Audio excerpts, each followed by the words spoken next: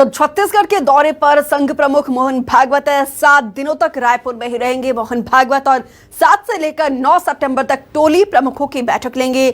10 से 12 सितंबर तक समन्वय समिति की बैठक होगी और बैठक में राष्ट्रीय स्तर के पदाधिकारी भी शामिल होंगे और संघ में जुड़े तमाम एजेंडों को लेकर चर्चा भी की जाएगी। रायपुर पहुंचने पर संघ प्रमुख का भव्य स्वागत किया गया।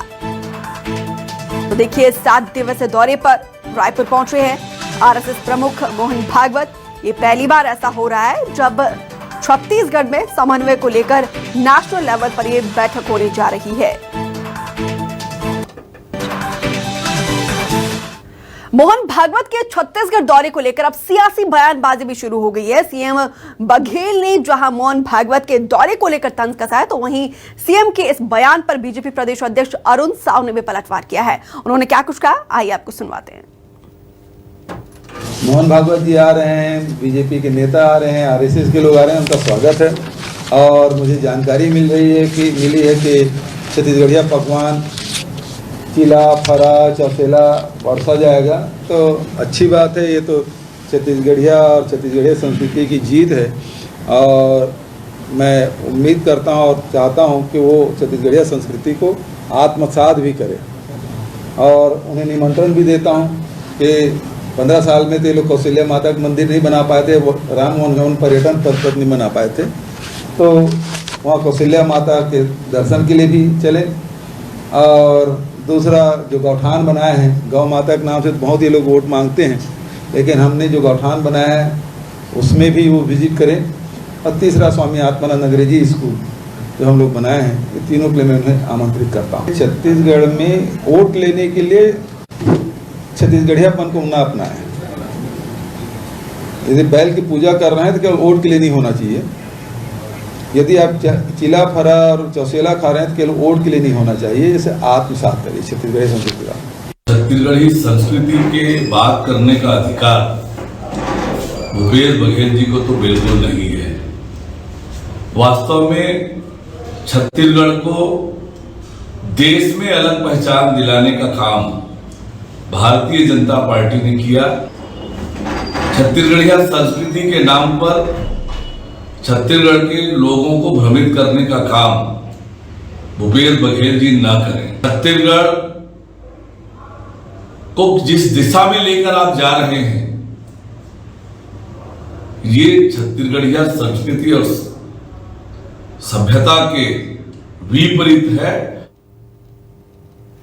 तो तस्वीरें हम आपको उस वक्त के दिखा रहे हैं जब मोहन भागवत रेलवे स्टेशन पर पहुंची थी। दरअसल ये मुंबई से वाया ट्रेन ही रायपुर पहुंचे हैं और रायपुर पहुंचने पर इनका भव्य स्वागत किया गया। सुरक्षा चाक चौबंद है। 7 दिनों तक ये रायपुर में ही रहेंगे।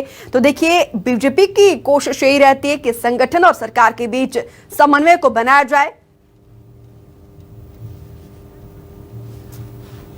सत्या राजपूत ज्यादा जानकारी के साथ जुड़े हैं। सत्या, देखिए, बीजेपी के कई दिग्गज नेता लगातार छत्तीसगढ़ आ रहे हैं। अब संगठन की तरफ से सबसे बड़े चेहरे मोहन भागवत रायपुर पहुंचे हैं 7 दिनों के लिए। क्या ऐसी एजेंडा माना जाए?